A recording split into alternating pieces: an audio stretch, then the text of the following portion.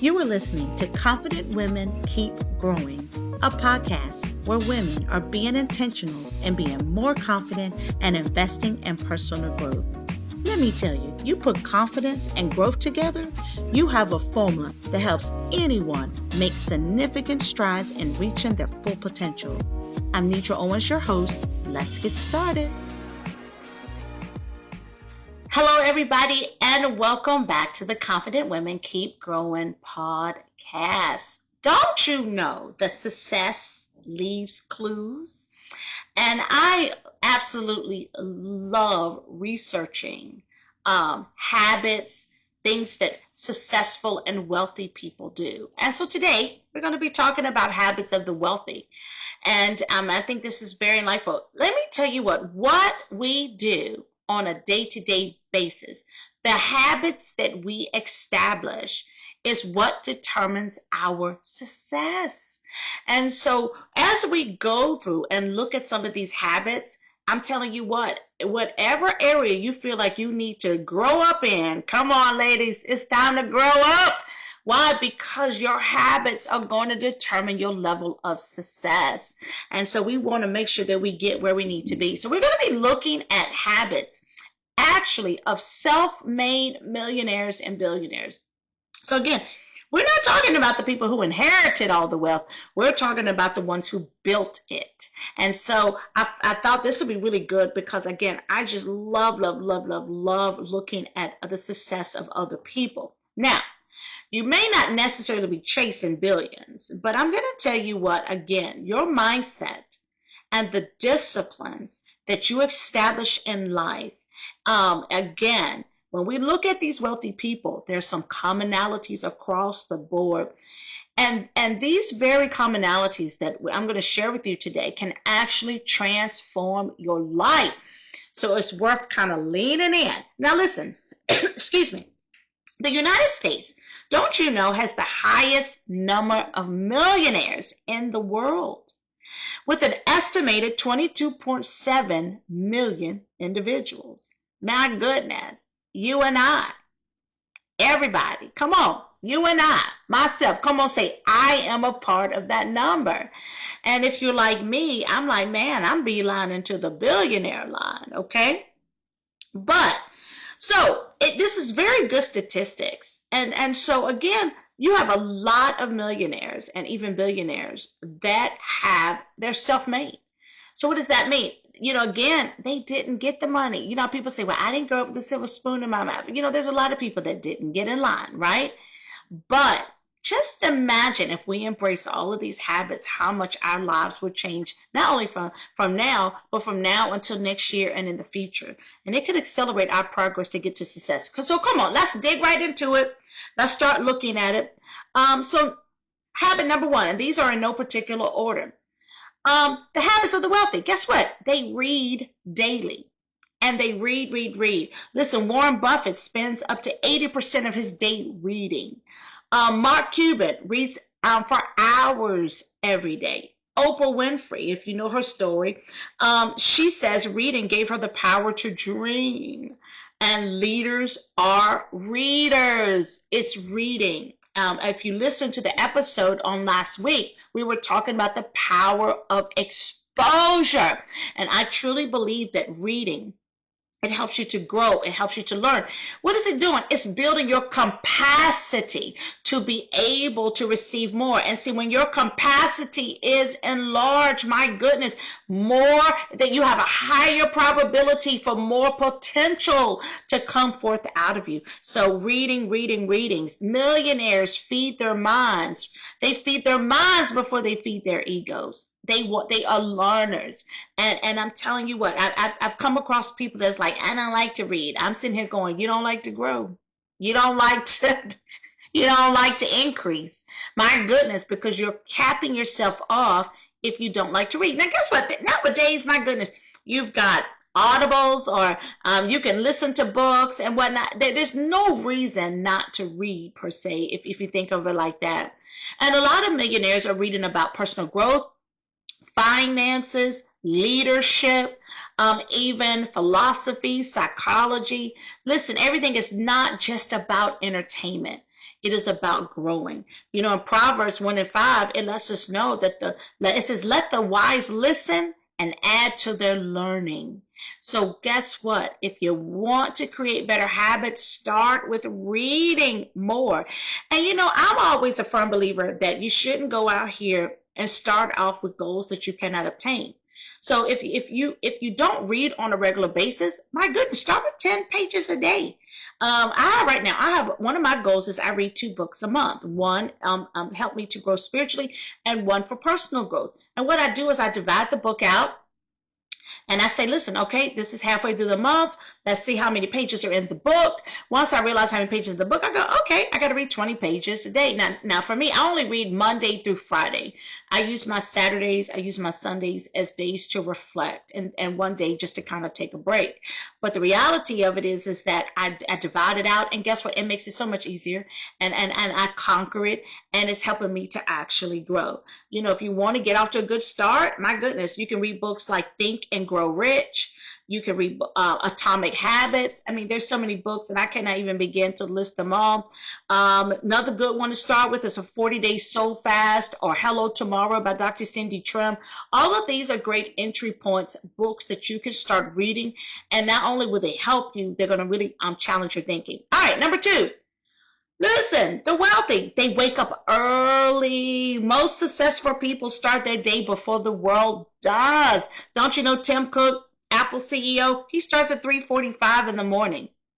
The Starbucks CEO, he gets up at 4:30 a.m. Nedra. Now, I try my best. I get up at typically 5 a.m. in the morning, whether I want to or not.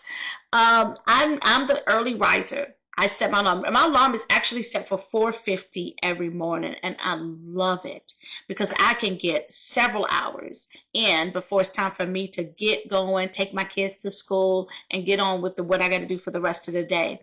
You know, early in the morning is quiet. It allows you time to be focused, and it's distraction free. Now, again, you may be the one that's a night owl. But if you are, you want to make sure that you harness yourself to still get in what you need to get in so that you can continue to grow. I know in the Bible, it talks about waking up very early in the morning. Jesus got up. Jesus got up early and he prayed. And so it just sets an example. So I would challenge you. Wake up. If you're not used to doing it, wake up 30 minutes earlier than you're used to waking up, and start there.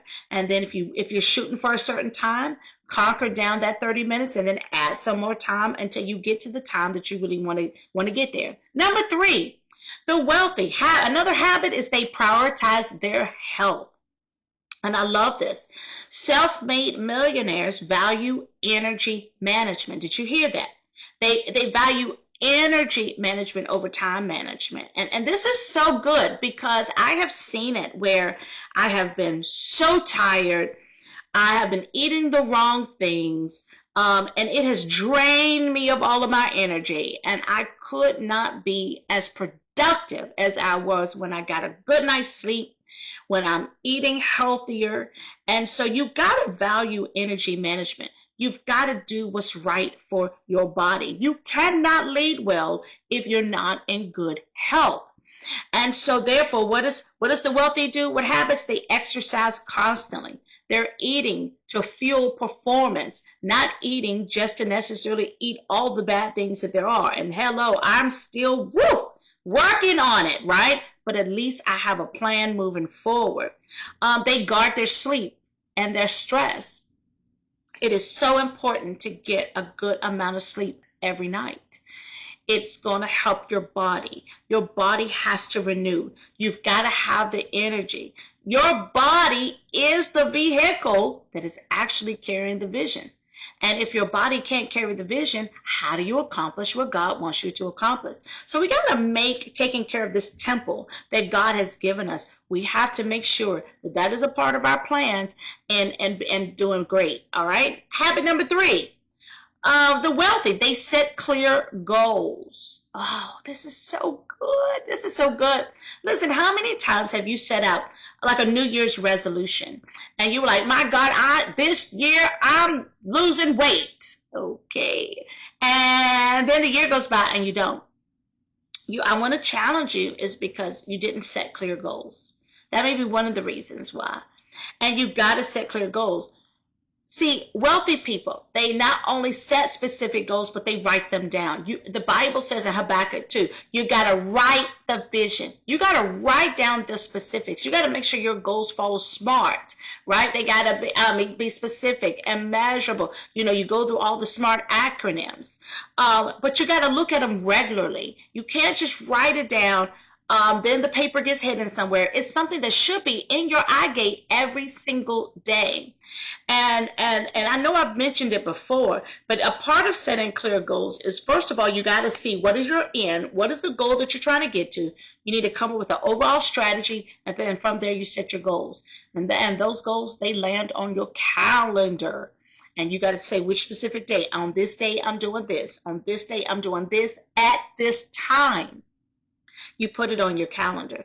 So in other words, the habits of the wealthy, they just don't live life randomly. They're not just waiting to see, I'm just seeing what God's going to bring for me today. You better see what God wants you to do, and you better come up with a goal, and you better work towards that goal. That's a better avenue of going than just sitting around just waiting and seeing what's going to pop up in your lap for today.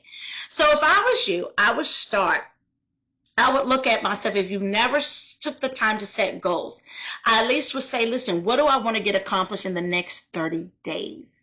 And think about no more than maybe 1, 2, at most 3, not too many.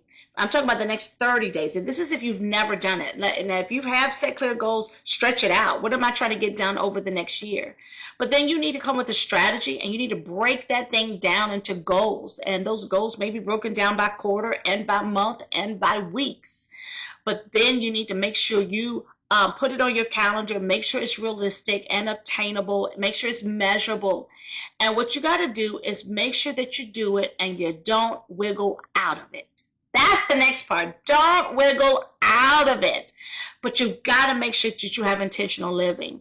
Habit number 5, my goodness. Don't you know that wealthy people, they surround themselves with growth-minded people? They value networking and relationships.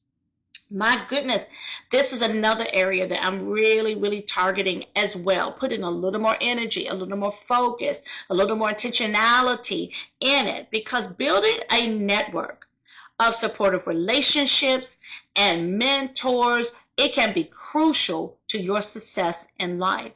And so therefore, wealthy people, they invest in relationships. They invest in mentors. They invest in mentors. They invest in masterminds. Oh my goodness, if you've never been a part of a mastermind group, it's phenomenal. I'm actually, in the next month or two, I'm going to be hosting a mastermind group. Mastermind groups are where, and some people do them a little differently, but where you get people that come together, they typically have a common goal or common interest or intellect and things of that nature. And the mastermind is designed where the group comes together once a week, typically over a designated period of time, maybe 6 weeks. 8 weeks, and then and what they're doing is they're talking, they're discussing, they're challenging each other, they're giving each other some information, tools, support. So it becomes a good support system. You learn a lot. It's challenging you. It's great to be a part of a mastermind. Wealthy people invest in coaches. Listen, you're going to have coaches. Now, you're going to have coaches that are going to possibly help you in this season, help you in that season, and that's okay because you need it. Coaches help you to get from where you are to where you want to go. And then also, too, you can't think about your faith circles. You can't think about, your church or small groups or the people that can help you as well as it relates to spirituality. But you got to invest in it. That's the thing. You got to be intentional, invested. You got to say, man, I really need to grow. Man, if I want to grow with wealth building, I need to network or get in the circles with people that know that are really good in that. And you got to be intentional about it. All right, moving on. Another habit is wealthy people invest wisely. Millionaires typically prioritize long-term investing over short-term spending. They really sit down and look at their money. They're looking at ways to invest their money, right? Typically, When you're more poverty driven, you're looking at ways to how to spend your money. And I need to spend my money. Well, I don't have that much. And then when you get a boatload of it, what do people with the poverty mindset do? They end up spending it, but they don't think about investing. They don't think about sowing seed. They don't think about the future, right? Number 7, the wealthy, they live below their means. Hello. Oh my goodness. If you are spending 100% of what you're bringing in, it's time for a drastic change now. Millionaires often spend less than they earn. And so you've got to be intentional, and you've got to take all the excuses off the table. The reality is, how bad do you really want it? Because if you make the changes now, my Lord, your life will change later. And so you never want to you never want to spend all the money that you have coming in. You got to leave room for savings. You got to leave room for investing. You got to leave room for sowing. And so you don't want to fall into this trap of spending every dollar that you have coming in. Number 8, the wealthy, they have an entrepreneurial spirit. My goodness, many millionaires, multimillionaires, they're business owners. And I'm telling you what, it is time, if you haven't entered into entrepreneurship, let me tell you, it's there. It's there. You just got to allow God to help draw it out of you. And a lot of millionaires are self-employed individuals. Well, and they've taken control of their financial destiny. And that's the thing. You can reclaim your power today and take control of your financial destiny. I'm telling you, entrepreneurship is where it's at. Just a few more. Here we go. One more. Number 9 is financial literacy. Millionaires and billionaires, they tend to be financially literate. I often think about times and over the years when our ministry has hosted financial workshops. We brought in the investors, we brought in the bankers, we brought in the people to help out with things. And it is amazing how the attendance is so low. And you're like, what? Oh my goodness, what is happening? Because people don't value having more financial literacy. And the reality of it is that if you grew up in an environment where you weren't taught a lot about financial literacy, guess what? When I say it's okay, it's not okay, but I'm saying it's okay. There's nothing that's stopping you from obtaining more information. And with podcasts, with YouTube, with Google, with books, there is no reason to be financially illiterate. I was just talking to somebody the other day, and somebody actually was buying a car, and it's like they buying a car, it's over 20-some% interest and whatnot, and they're just happy as a lark. And you're sitting here like, oh my goodness, we've got to grow in financial literacy. And you never should put yourself in that kind of debt, especially when you don't have that kind of money coming in. You got to learn how to work smarter and not harder, and you got to think about your future.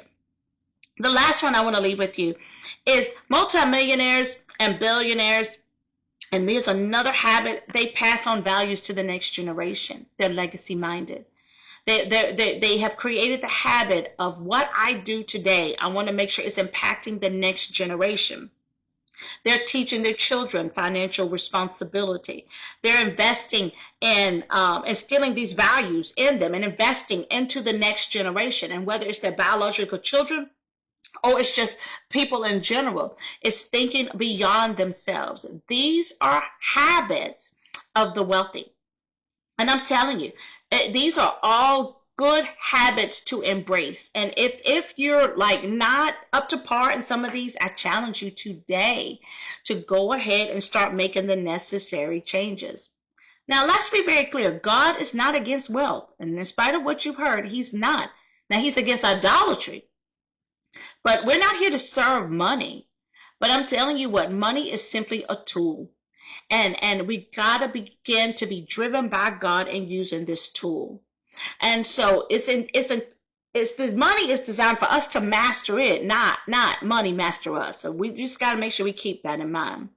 I want to leave you with this quote. It's by Zig Ziglar. It says, rich people have small TVs and big libraries, and poor people have small libraries and big TVs. I don't know if there's anything else to say after that quote. And I think what it does, it lands to where your priorities are, where you want to invest your time, And I'm telling you, it does matter. Create the right habits because they will determine your destiny. Again, thank you for listening. Remember, your habits today is building your tomorrow. Until next week, be confident and keep growing.